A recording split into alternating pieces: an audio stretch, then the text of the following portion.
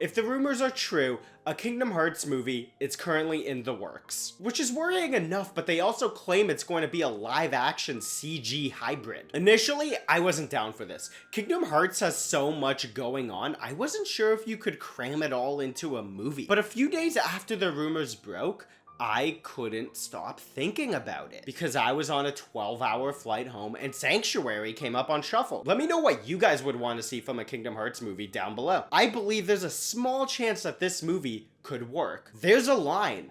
It's narrow, but it's there. This is how I believe a Kingdom Hearts adaptation could work. Right off the bat, I believe the biggest mistake has already been made. It should be a show, not a movie. Make it 13 episodes long, totaling 7 hours of content. GG easy. But this isn't a video about a possible Kingdom Hearts show. It's about how the movie can work. Lengthwise, this movie has to be long. There's a lot of ground to cover, which is why I've always said TV is a way better home for video game adaptations. So we're going to need more than 2 hours for this. Ideally around 2 hours and 35 minutes, or 2.5 hours long. 2 plus 5 equals 7. Hey look, we got one of those Kingdom Hearts numbers already. To break it down into the 3-act structure, optimally Act 1 will take around half an hour, Act 2 will be sitting at an hour 50, and Act 3 is a nice short 15. But honestly, I could move 10 minutes from the end of Act 2 into Act 3. With how Hollow Bastion plays out,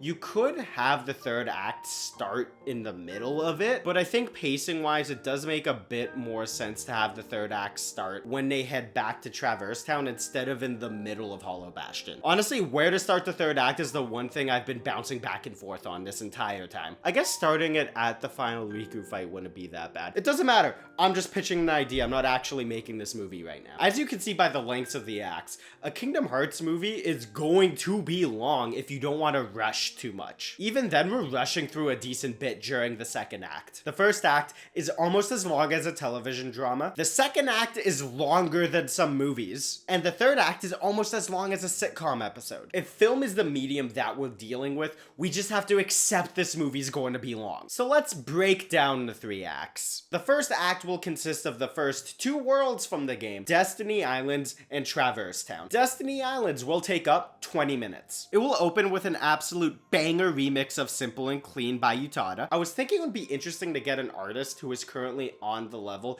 that Utada was on when they wrote Simple and Clean, just because it would be neat to get this generation's Utada and to give this movie series a bit of its own identity. But let's be real, you can't replace them. It might be hard to explain to a Westerner like myself how big Utada is. Like, I'm not even sure myself. Anyone feel free to explain to me like I'm 5 how big they are down below. So yeah, Utada will drop another banger that will be used in this movie's opening, which will be a bar-for-bar remake of the game's CG opening, just to show how far CGI has come while also giving us opening credits. From there, we jump into Sora's dream, which will cut the tutorial parts of the section. He fights some Heartless, learns some stuff about the Keyblade from the voice, which will still be text. He picks the sword as that's his role within the party. Sora talks to Dream version of his friends before Darkseid shows up, and instead of Sora beating him, he'll grab Sora and will go to eat him or something. Before that happens, Kairi wakes up Sora, and we're now 5 minutes in. Sora's dreams will have given us his fears and a glimpse at what's to come. From there, it still plays out like the game. We have that intro to the 3 friends, but when the player would have gained control of Sora to collect supplies, we cut to Disney Castle. Donald finds out the king is gone and sees a letter and Pluto. He runs to tell Goofy and accidentally spills the beans to the queen. Back to Sora collecting stuff, and he wanders into the cave. We hit the 10-minute mark after he draws on the wall and we get that conversation with Ansem. After he leaves the cave, Titus,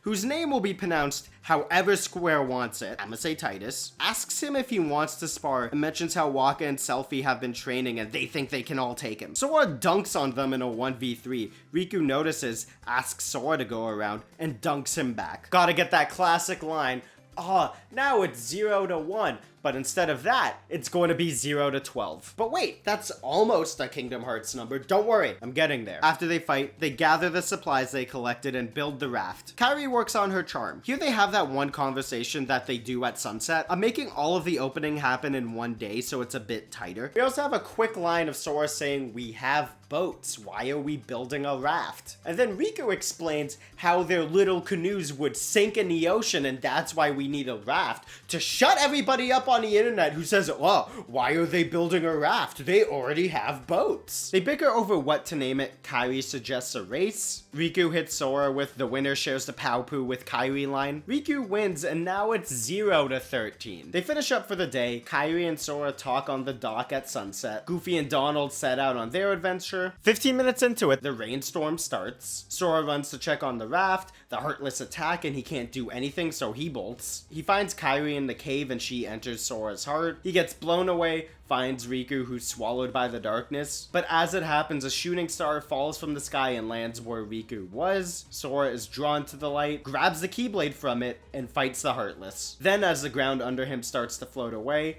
Darkseid shows up. Sora considers running as he could make that jump off of the currently floating island, but he decides to fight it. Sora barely holds his own in the fight, but slowly learns the boss's patterns. Using moves that he used against his friends, Sora lands the finishing blow at the 20-minute mark. Destiny Islands is destroyed as its light in the sky goes out. We finish up Destiny Islands and start Traverse Town, which will be way shorter than the game. We meet Leon right away, and Sora passes out mid-fight. When he wakes up, we get that fun back and forth exposition scene that's in the game. Sora escapes when the Heartless attack 5 minutes into the final 10 minutes that Traverse Town takes up. Eventually, Sora meets up with Donald and Goofy in the same way as the game. They then defeat the boss. They talk about how they need to find Riku, Kairi, and the king, seal the keyholes, and make sure the Princesses of Heart are safe. With their goals set, they blast off. I'm moving that Magic House scene with Kairi to the second visit just for the sake of time. We finished the first act with Sora on the beginning of his journey,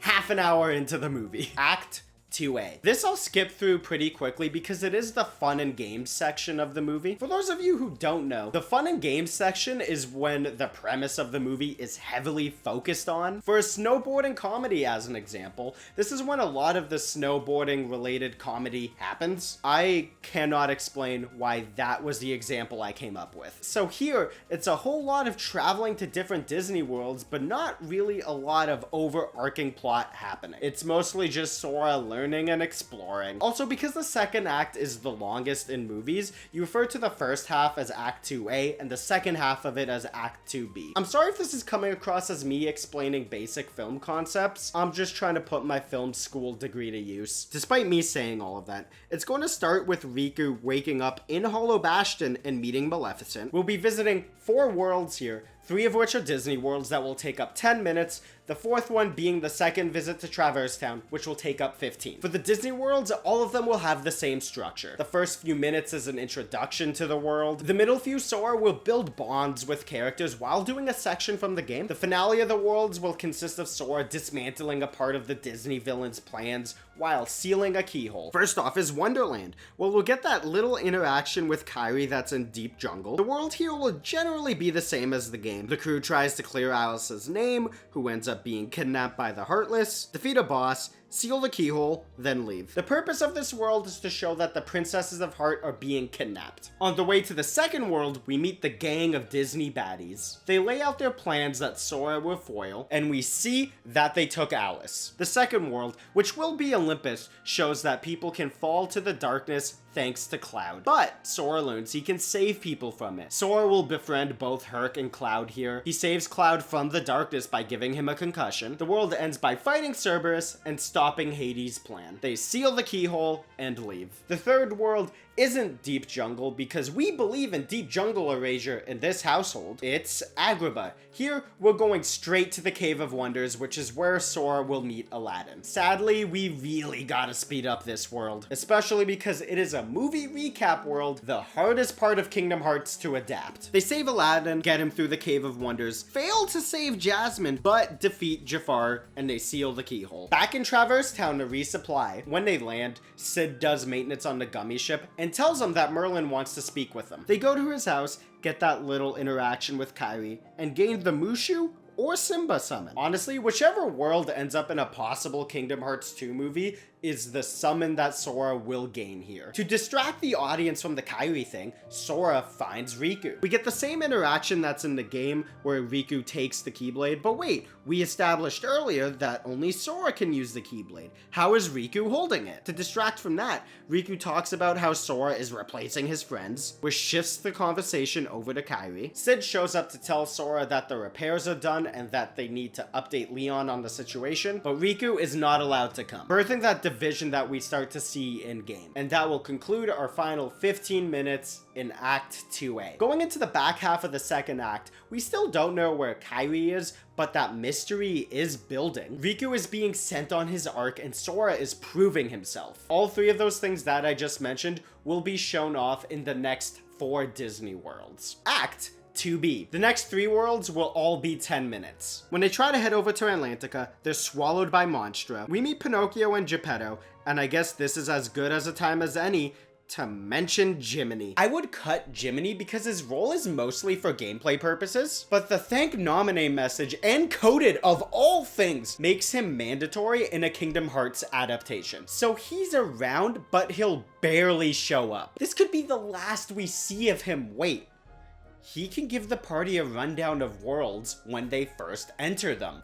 Found a use for him. Riku takes Pinocchio and starts his villain arc like in the game. A big Heartless shows up and they defeat him with the help of Mushu to save Pinocchio, which deepens the divide that's growing in Riku's heart as he sees Sora summoning Mushu as another way that he is replacing him. They lose track of Riku and leave the world. In Atlantica, they meet Ariel and help her find her treasure. One of the reasons they help is because they think she's a princess of heart and they want to keep her safe. She's not, though. The villain's plan here isn't to kidnap a princess, it's to get the trident. After they get the treasure, the king tells them to F off and destroys it. He then gives them that whole speech about world borders. Right, world borders.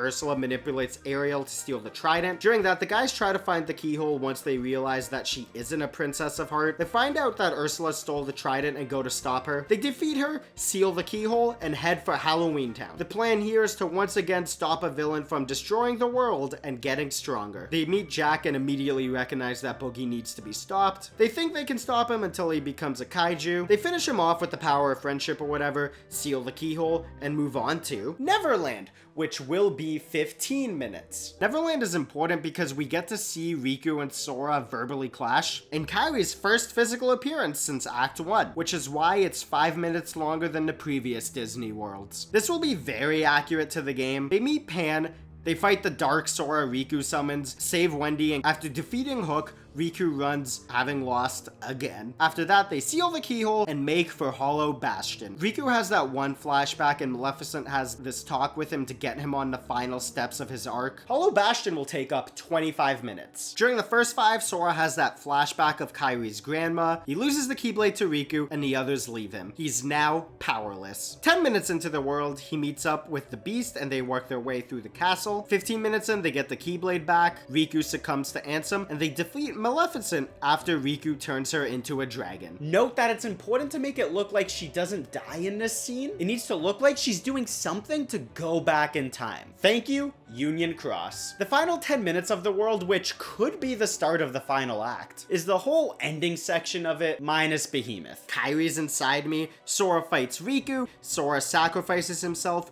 Riku turns into Ansem and holds him back. The Heartless swarm, Kairi brings back Sora, the keyhole is sealed, and the world ends with Sora meeting Xemnas. They don't fight because of time, and also he can't fight the next villain yet. That's just kind of weird to happen in a movie. This is just to set up Chain of Memories in 358, so it will just be Xemnas sampling Sora's memories. And if we don't start the final act during the last 10 minutes of Hollow Bastion, this is where it starts. They head back to Traverse Town. Kairi gives Sora her charm and they have that little talk, taking around 3 minutes of the final 15. They go to the end of the world and by the 7-minute mark, they meet up with Ansem and have their final confrontation over the next 8 minutes. Sora shows the growth he's had over the course of the movie. I wrote game in my script, that's funny. And he defeats Ansem. Blah blah blah, Kingdom Hearts is light. Riku and Mickey show up, and if you look closely, you can see hints of Aqua. Kairi, I'll find you. A new chill version of Simple and Clean starts playing,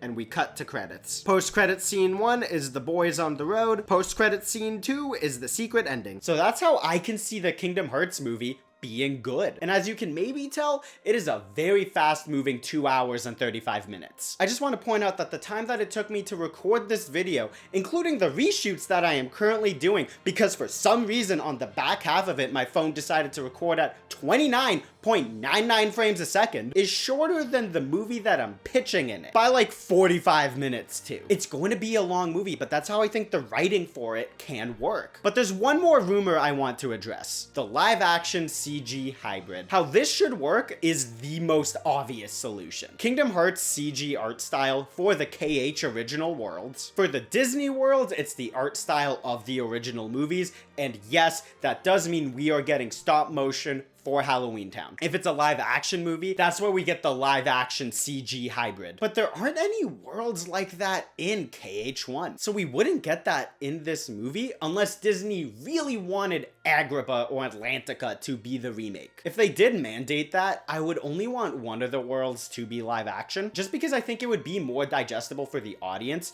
because it already uses so much CG. But I still wouldn't want that in this movie. I think it's important to establish this series as a movie franchise before we get weird with the art styles. So save it for the Pirates world in any sequel. Personally, I think this was a pretty good pitch. My biggest issue with it is how fast the pacing is. Even then, it's kind of hard to tell with how I wrote it here. I'm just going off of the numbers. I would need to make a full beat sheet, outline, and script to fully understand how fast the pacing is. But Square Enix and Disney aren't paying me to make a treatment, so I am not doing that. With 10 minutes in each Disney world, it's going to be hard to have Sora make real connections with the characters, because they have so little screen time. Luckily, audiences are already attached to those characters, so it's just making those relationships believable. On top of all of that, it's not a good idea to have most of your movie recap other movies. Again, that important aspect of Kingdom Hearts makes adapting it so difficult, which is why when I first heard the idea, I wasn't on board. I still think it should be a show,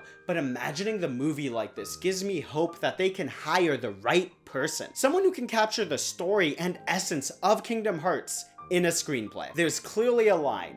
All they have to do is hire the right person to walk it. If you guys are interested to hear about how a Kingdom Hearts TV show could work, let me know. I'd be happy to make a follow-up. Do you agree? Think I'm an idiot? Comment down below. Dislike the video if it was really obvious that I had to do reshoots, and subscribe for more content. Follow me on other platforms if you want. Take care, guys. I am not reshooting this again if it doesn't do the correct frame rate. Oh, thank God.